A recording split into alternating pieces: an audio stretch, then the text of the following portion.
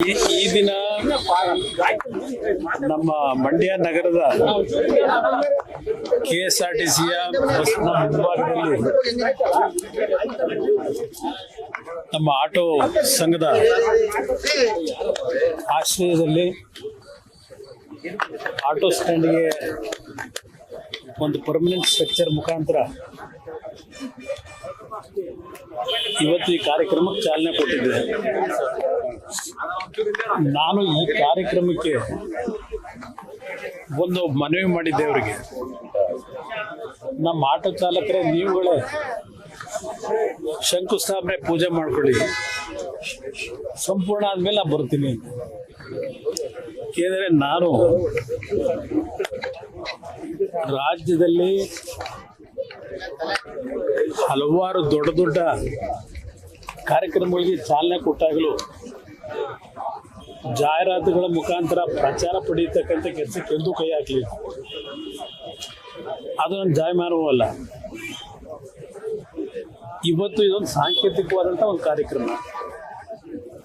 24-25ನೇ ಸಾಲಿಗೆ CSR ಫಂಡ್ನಲ್ಲಿ ಸುಮಾರು 28 ಕೋಟಿ ಹಣ ಈಗಾಗಲೇ ಬಿಡುಗಡೆ ಮಾಡಿಸಿದ್ದೇನೆ. MP ಗ್ರಾಂಟ್ನಲ್ಲಿ 5 ಕೋಟಿ ಕೊಟ್ಟಿದ್ದೇವೆ. ಈ ವರ್ಷಕ್ಕೆ ಅಂದರೆ 25-26ನೇ ಸಾಲಿಗೆ ಸುಮಾರು 40 ಕೋಟಿ ವೆಚ್ಚದಲ್ಲಿ ಕಾರ್ಯಕ್ರಮಕ್ಕೆ ಚಾಲನೆ ಕೊಡ್ತಕ್ಕಂಥದ್ದಕ್ಕೂ ಈಗಾಗಲೇ ಕಾರ್ಯಕ್ರಮ ರೂಪಿಸ್ತಾ ಇದ್ದೇವೆ. ನನಗೆ ಪ್ರಮುಖವಾಗಿ ಒಂದಲ್ಲಿ ರೈತ ಸಂಘದ ಆಶ್ರಯದಲ್ಲಿ ರೈತ ಭವನದ ಒಂದು 5 ಕೋಟಿ ಕಾಮಗಾರಿ ಬೇರೆ. ನನ್ನ ಒಂದು ಕನಸೇನಿತ್ತು, ರಾಜ್ಯದ ಜನ ನನಗೆ ಅಧಿಕಾರ ಕೊಟ್ಟರೆ ಪ್ರತಿ ಪಂಚಾಯಿತಿ ಮಟ್ಟದಲ್ಲಿ ಒಂದು ಸುಸಜ್ಜಿತವಾದಂಥ ಆಸ್ಪತ್ರೆ, ಮಕ್ಕಳ ಒಂದು ಶಿಕ್ಷಣಕ್ಕೆ ಕನ್ನಡ ಮತ್ತು ಇಂಗ್ಲೀಷ್ ಮೀಡಿಯಂನ ಶಾಲೆಗೆ ಚಾಲನೆ ಕೊಡಬೇಕು ಅನ್ನೋದೇನಿತ್ತು.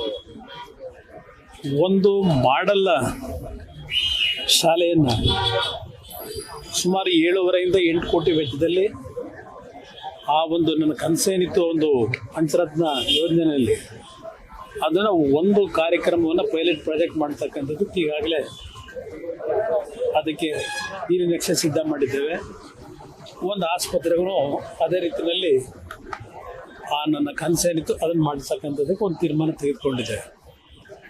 ಈಗಾಗಲೇ ತಗ್ಗಲಿನಲ್ಲಿ ಮೊನ್ನೆ ಗ್ರಾಮಸ್ಥರೇ ಸುಮಾರು 32 ಲಕ್ಷ ರೂಪಾಯಿ ವೆಚ್ಚದಲ್ಲಿ ಸ್ಕೂಲ್ ಕಟ್ಟಡಕ್ಕೆ ಚಾಲನೆ ಕೊಟ್ಕೊಂಡಿದ್ದಾರೆ. ಅವರೇ ಫೌಂಡೇಶನ್ ಮಾಡ್ಕೊಳ್ಳಿ ಅಂತ ಹೇಳಿ.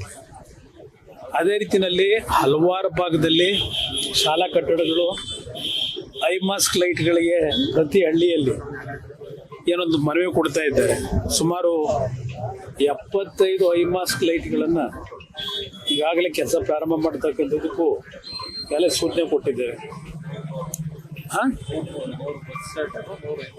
100 ಐಮಾಸ್ಕ್ ಲೈಟು, 100 ಬಸ್ ಶೆಲ್ಟ್ರು ಇದಕ್ಕೆ ಚಾಲನೆ ಕೊಡ್ತಾ ಇದ್ದೇವೆ. ಮತ್ತು ವಿಶೇಷವಾಗಿ ವಿಕಲಚೇತನರಿಗೆ ಸದ್ಯದಲ್ಲೇ ಒಂದು ದೊಡ್ಡ ಕಾರ್ಯಕ್ರಮವನ್ನು ರೂಪಿಸ್ತಾ ಇದ್ದೇನೆ.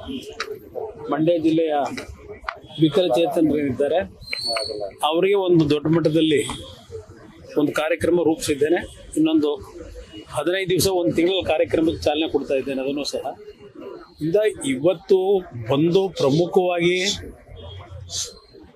ಮಂಡ್ಯ ಜಿಲ್ಲೆಯಲ್ಲಿರ್ಬೋದು ಮತ್ತು ಹಲವಾರು ಅಕ್ಕಪಕ್ಕದ ಜಿಲ್ಲೆಗಳಲ್ಲಿ ಒಂದು ನನ್ನ ಬಗ್ಗೆ ನಿರೀಕ್ಷೆ ಇರೋದು ಪ್ರಮುಖವಾಗಿ ಒಂದು ದೊಡ್ಡ ಕಾರ್ಖಾನೆ ತರಬೇಕು ಅನ್ನೋದೇ ಪ್ರಮುಖವಾಗಿ ಎಲ್ರಿಗೂ ಇರ್ತಕ್ಕಂಥದ್ದು. ಈ ಕಾರ್ಯಕ್ರಮಗಳು ಒಂದು ಭಾಗ. ಈಗಾಗಲೇ ಆಸ್ಪತ್ರೆಗೆ 2.5 ಕೋಟಿ ಕೊಟ್ಟಿದ್ದೇವೆ, ಜಿಲ್ಲಾ ಆಸ್ಪತ್ರೆಗೆ. ಇಲ್ಲಿ ಕಾರ್ಖಾನೆಯ ವಿಷಯದಲ್ಲಿ ಜನಗಳ ಒಂದು ಭಾವನೆ ಏನಿದೆ, ಯುವಕರಲ್ಲಿ ಒಂದು ಇಂಡಸ್ಟ್ರಿ ತರಬೇಕು ಅಂತಕ್ಕಂಥದ್ದು, ಅದಕ್ಕೆ ರಾಜ್ಯ ಸರ್ಕಾರದ ಒಂದು ಸಹಕಾರವೂ ಬೇಕು. ನಮ್ಮ ಒಂದು ಇಲಾಖೆ ಏನಿದೆ, ಬೃಹತ್ ಕೈಗಾರಿಕಾ ಸಚಿವ ಅಂತಕ್ಕಂಥದ್ದಿದ್ರು ಆ ಒಂದು ಇಲಾಖೆಯ ಕೆಲಸ ಕಾರ್ಯಗಳೇ ಬೇರೆ. ಇಲ್ಲಿ ಕಾರ್ಖಾನೆ ಪ್ರಾರಂಭ ಮಾಡಬೇಕು ಅಂದರೆ ರಾಜ್ಯ ಸರ್ಕಾರ ಸಹಕಾರ ಕೊಟ್ಟು, ಜಾಗ ಕೊಟ್ಟು, ಯಾರಾದರೂ ಬಂದಾಗ ಅವ್ರನ್ನ ಸರಿಯಾದ ರೀತಿ ಅವರಿಗೆ ಪ್ರೋತ್ಸಾಹ ಕೊಡ್ತಕ್ಕಂಥದ್ದಾದಾಗ ಮಾಡ್ಬೋದು. ಆದರೂ ಸಹ ನಾನು ಪ್ರಯತ್ನ ಪಡ್ತಾ ಇದ್ದೇನೆ ಈ ಜಿಲ್ಲೆಯ ಜನತೆಯ ಬಹು ನಿರೀಕ್ಷೆ ಇರ್ತಕ್ಕಂಥದ್ದೇ ಕೈಗಾರಿಕೆ.